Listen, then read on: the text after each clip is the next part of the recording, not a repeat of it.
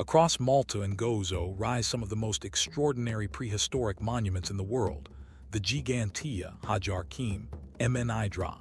But alongside wonder, these temples attract controversy. Fringe theories claim the temples are far older than archaeologists admit. They say radiocarbon dating is flawed, and some even suggest Neanderthals once lived here, passing on secret knowledge. Today, we'll test those claims against the hard evidence, using the latest research from the University of Malta, Cambridge, and the FRAGSUS project.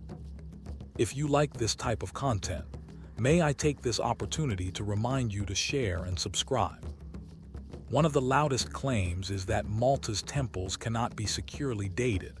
The argument goes like this: radiocarbon samples were taken from above or around the stones, never beneath them, so the true construction date could be thousands of years older.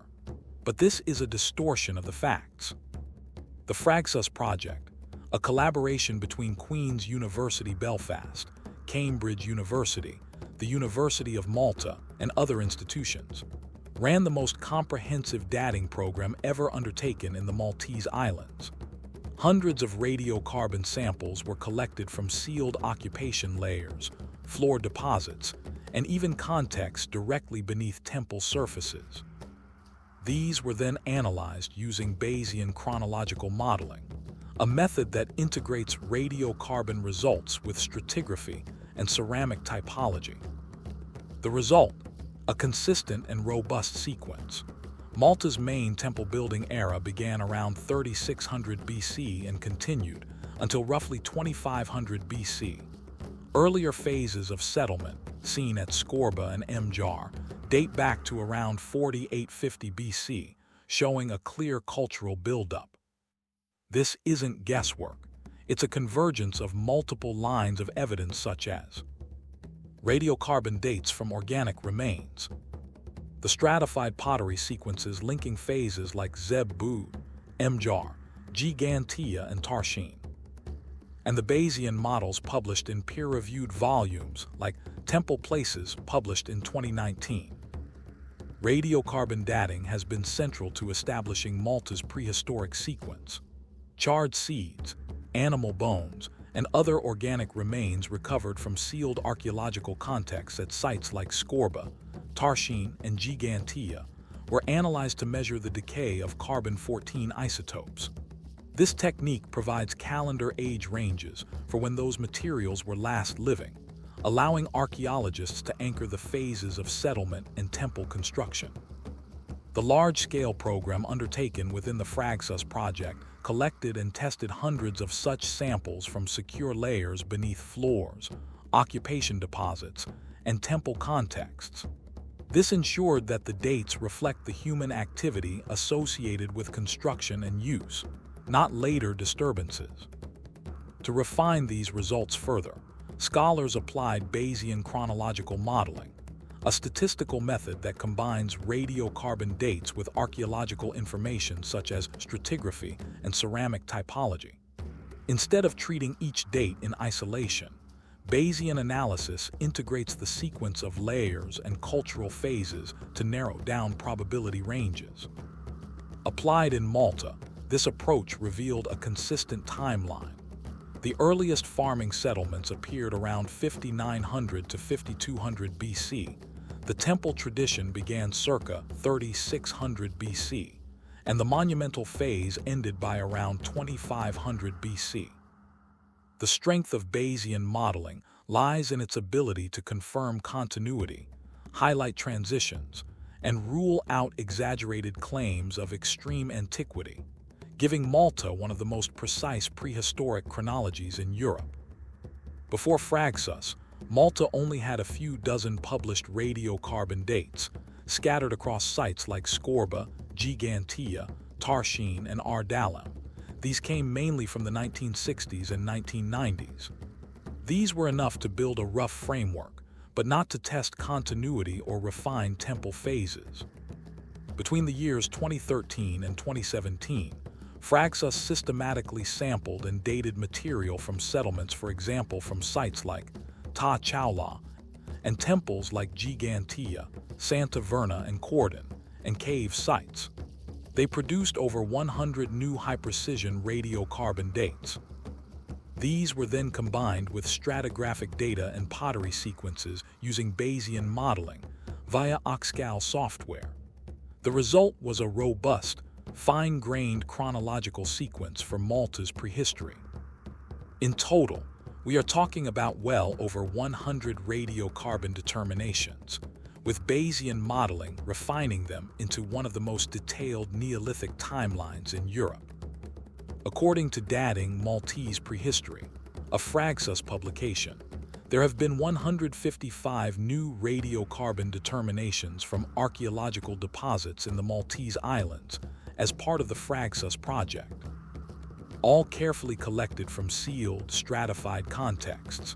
At Shara Stone Circle alone, over 100 samples, mostly human and animal remains, have been successfully dated, confirming the Temple period chronology.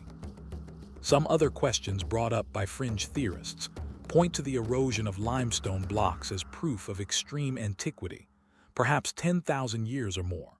But geoarchaeologists in the FRAGSUS program have shown that Malta's soft Globigerina limestone can weather dramatically in just a few centuries under salt spray, rainfall, and heat stress. Erosion is not a clock.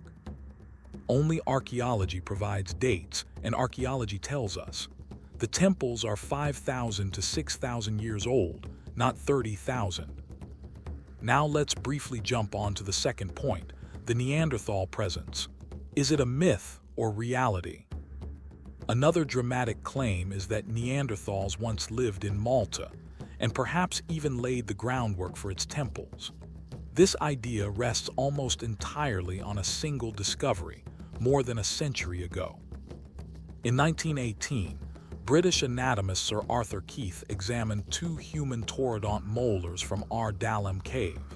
He suggested they might have Neanderthal traits. In 1924, he expanded the idea, hinting that Malta could preserve evidence of Ice Age humans. But what does modern science say? The FRAGSUS team reviewed these old claims and found no secure evidence that Neanderthals ever lived in Malta. The molars cannot be conclusively identified and were never directly dated. Without context, without stratigraphy, and without DNA, it remains speculation. What Dalam does reveal is something different, but equally important. Amazingly, it preserved Pleistocene faunal layers, including dwarf elephants and hippopotami, showing Malta was once linked to Sicily by land during glacial low sea levels. Above these layers, Neolithic deposits dated between 5900 and 5200 BC, containing pottery and domestic animal bones. This is the secure arrival of Malta's first farmers.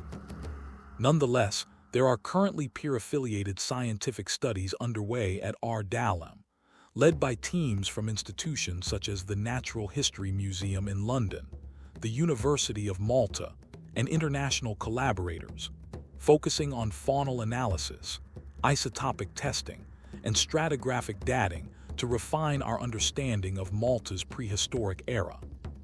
The evidence is clear. Small farming groups adapted to the islands, developing into larger communities, which centuries later created the temple tradition. All the scientific work carried points that there is no confirmed human presence in Malta during the Pleistocene, thus before 11,700 years ago, as there are no hearths, no tools, no burials, and certainly no Neanderthal blueprint for the temples. So what do we really know? The dating of Malta's temples is not a mystery. It's one of the best documented prehistoric sequences in Europe, thanks to radiocarbon science, Bayesian modeling, and decades of excavation. And the Neanderthal connection, a relic of early 20th century speculation, not modern scholarship. When we strip away the myths, we see something far more impressive. That ordinary farming communities, starting around 5900 BC, gradually developed the skills, organization, and vision to build one of the world's oldest freestanding stone temples. Not overnight, not with lost civilizations, but through centuries of cultural continuity, ingenuity, and resilience. And that in itself is the true wonder of Malta. Thanks for watching. If you like this type of content, please do not forget to share and subscribe. If you enjoyed this, don't forget to like and subscribe for more awesome content.